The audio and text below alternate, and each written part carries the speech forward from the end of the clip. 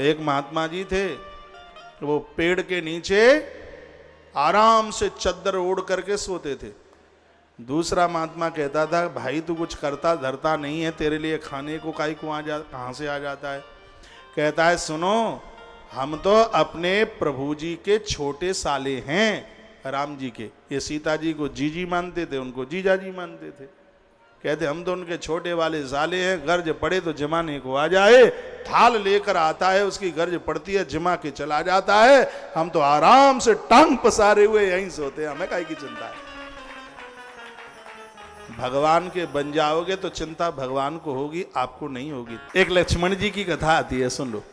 जिस समय वो लक्ष्मण जी को शक्ति लगी, लक्ष्मण जी को जब शक्ति लगी तो राम जी उसको, लक्ष्मण को अपनी गोद में डाल करके बड़े बड़े मोटे मोटे आंसुओं से रो रहे थे। हनुमान जी बूटी लाए और वो वैद्य सुखेन ने, डॉक्टर साहब ने बूटी निचोड़ी मुंह में डाली और लक्ष्मण जी ठीक हो गए, खड़े हो गए। तो बंदर भालुओं ने लक्ष्मण को कहा, लखन भैया तुम तो बिल्कुल अधमरे से है गए, हमारे ऊपर काबी थी, तुम्हें पतो है, जो बता दो त्यां लगी हती के तुम जो मूढ़े बनाए गए। तो बंदर पूछ रहे थे, मैंने कहूँ लगी हती तुम्हें कि वैसे ही जो झूठे मूढ़े बनाए। क्या लगी तो जोत थे ही। अच्छा तो जो बताओ पीर कितनी है रही थी। पीर देसी भाषा है दर्द।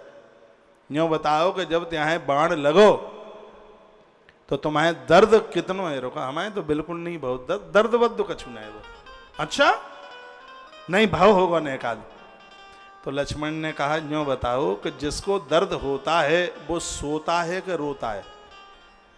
लक्ष्मण जी उन बंदरों को कहने लगे जिनको भारी दर्द हो रहा हो शरीर में, तो ये बताओ वो सोएगा कि रोएगा। तो बंदरों ने कहा कि अरे जिसको दर्द हो रहा होगा वो सोएगा कहाँ से, वो तो रोएगा।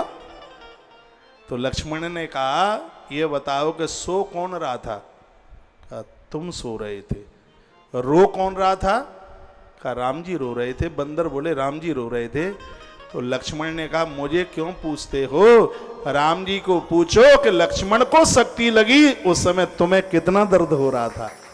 लखनलाल बोले, लखनलाल की आंख में आंसू आ गए।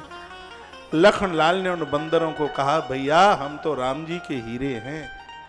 यदि किसी सेठ का, किसी मालिक का हीरा खो जाता है तो दुख हीरे को नहीं होता, दुख मालिक को होता है, दुख सेठ को होता है।